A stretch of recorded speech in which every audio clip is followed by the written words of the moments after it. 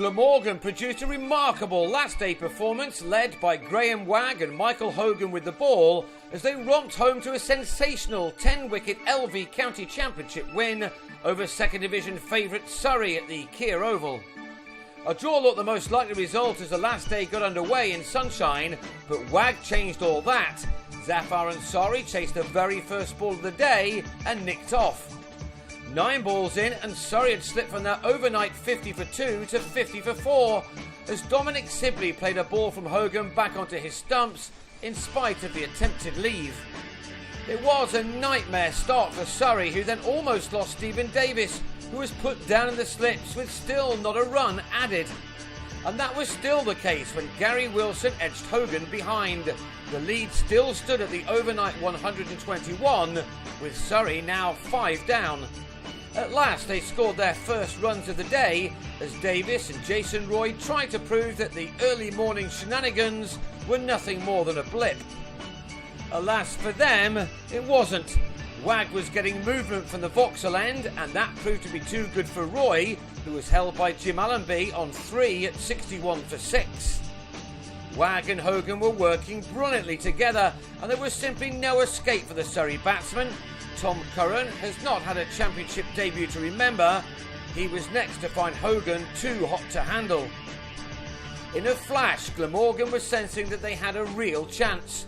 Wagg pinned Davis right in front to grab his 5th wicket, and his 6th soon followed when Chris Tremlett went in the same manner as the home side now slumped to 80 for 9. 1 run later and they were all out, Hogan finishing things off by removing Tim Linley's middle stump. 81 was Surrey's lowest first-class total since 1992.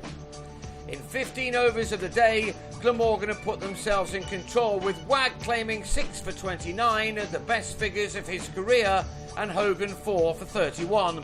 It all meant that, from almost nowhere, the Welshman had a victory target of just 153, although there were some moments of concern for both Gareth Rees and Will Bragg at the start of their innings.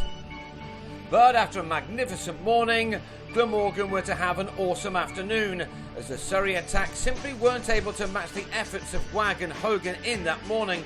The two Glamorgan openers soon settled in, and in doing so they removed Surrey's fight fairly quickly. The ball stopped swinging and the visitors were soon moving themselves towards what would be a very impressive victory. Both batsmen, now with their eyes set, increased the tempo, and before too long any thoughts of a scintillating Surrey response had gone. Indeed, it was turning out to be a perfect day for the visiting team, who simply didn't put a foot wrong for the very first ball of the day. They would like many more days like this one in the summer ahead. Surrey had no answer to give them. Both openers did their job perfectly and made 50s. Bragg was there first, his coming off 96 balls from which he'd found the boundary on 6 occasions. Rees then picked up the pace, and 2 fours in an Ansari over carried him to his half-century, which had come from 110 deliveries. This took his boundary count to 6. He and his partner made what had appeared to be an edgy chase seem like a walk in the park. The confidence was there for all to see as the winning line approached, and it was reached with a rare streaky boundary for Rees, who ended unbeaten on 75, while his partner Bragg made a very pleasing 72. It had taken Glamorgan just 45.5 overs to knock off their target, which was done without losing a single wicket in the process.